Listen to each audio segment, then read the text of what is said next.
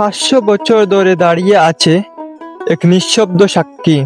রাজশাহীর বুকে লুকিয়ে থাকা ঐতিহাসিক সৌন্দর্য বাগা মসজিদ। রাজশাহীর ছোট্ট শহর বাগা, আর এখানেই রয়েছে ঐতিহাসিক বাগা মসজিদ, যেটি নির্মাণ হয়েছে 1563 খ্রিস্টাব্দে হুসেন শাহী বংশের সুলতান নুসরাত শাহ এর আমলে। মসজিদটির সবচেয়ে আকর্ষণীয় দিক হলো এর পোড়ামাটির অলঙ্করণ, ফুল ও জ্যামিতিক নকশার এমন নিখুঁত কাজ বাংলাদেশে খুব কমই দেখা যায়।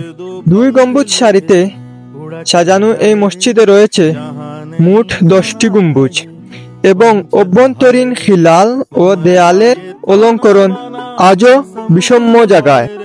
যদিও এটি 500 বছরের পুরনো, তবুও আজও এখানে নিয়মিত নামাজ আদায় হয়, আর প্রতিদিন বহু দর্শনার্থী আসে এই ঐতিহাসিক নিদর্শন দেখতে।